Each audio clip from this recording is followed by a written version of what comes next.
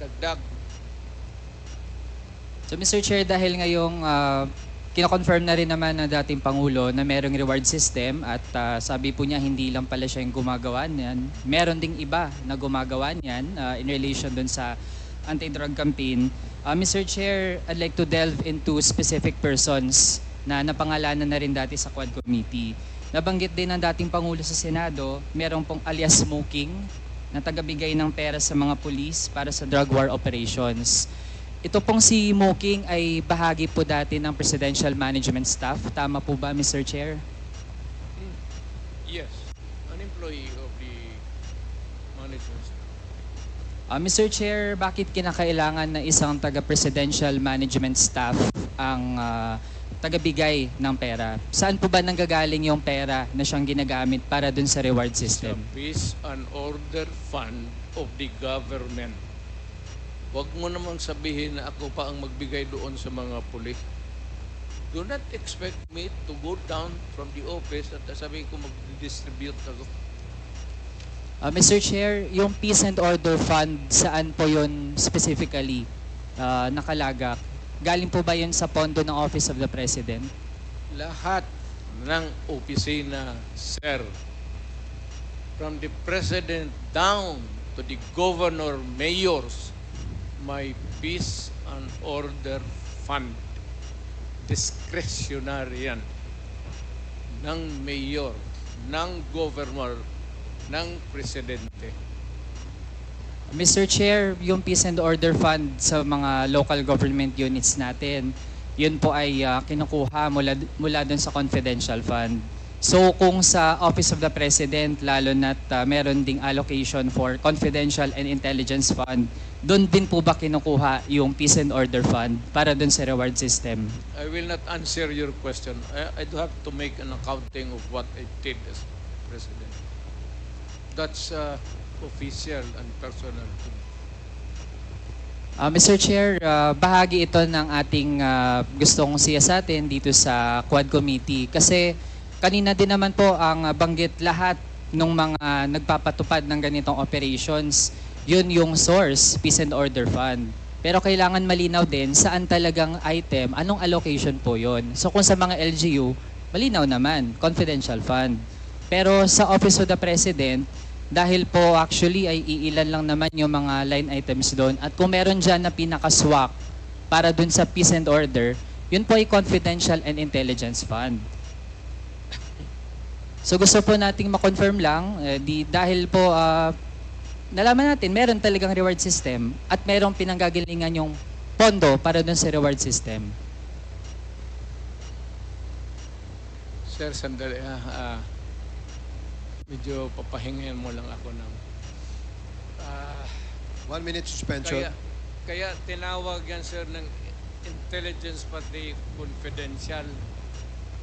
Kaya huwag kang magtanong kung anong confidential ginawa ko. Confidential nga eh. I am protecting the interest of the Republic when I dispense confidential fund to the military and the police. Do not make me account for something which I cannot do legally. That is not allowed by law. I am prohibited from doing it.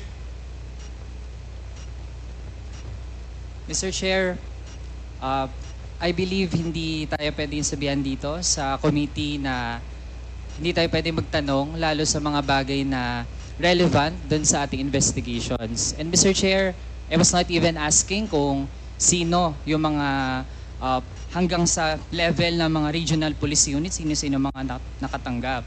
I was simply asking yung nature ng paggamit ng pondo na iyon. And Mr. Chair, there's nothing in the joint circular on confidential and intelligence funds that says that we cannot ask general questions, Mr. Chair. Kaya kung ayaw po tayong sagutin dun sa ganong mga bagay, then I think that's actually an indirect admission na dun talaga nanggagaling at ayaw lang pong specify ng ating resource person yung nitty-gritty. Pero yun na po yung nagtutugma yung Peace and Order Fund na pwede talagang kunin doon sa Confidential and Intelligence Fund na actually ay lumobo ng sobrang taas sa ilalim po ng term ng past administration. So actually po, we gave our resource person a chance to answer pero nagdi-deviate po mula doon sa paano talaga sana sagutin ng diretso kasi simple lang naman po yung tanong kung doon ba kinukuha.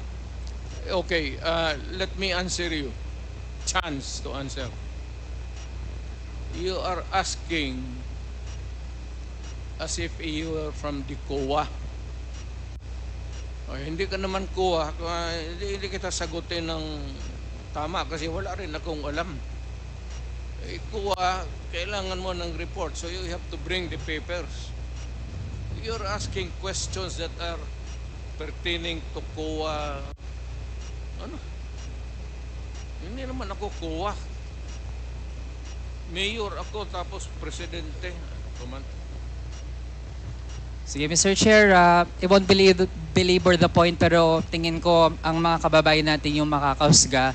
Malinaw naman po na wala po sa aming dalawa yung taga-COA pero mismo po nasa memorandum circular din naman na dapat ay ipatupad ng COA na dapat ay kung mayroong mga ahensyang nabibigyan, nag-grant ng Confidential and Intelligence Fund, dapat po hindi nga yan in the first place nakatago mula sa mga kababayan kasi the fact na nakatago po yan, ito po yung nangyari. Nagamit po ang pondo na yan para dun sa mga extrajudicial killings na kumitil ng buhay ng mga kapwa nating kabataan, magiging yung tens of thousands ng mga pamilya na actually ay hanggang ngayon nagdurusa at walang hustisya. So, kasunod nating tanong, Mr. Chair, dun sa paano ba nabubuo yung mga drug lists ng itong tina-target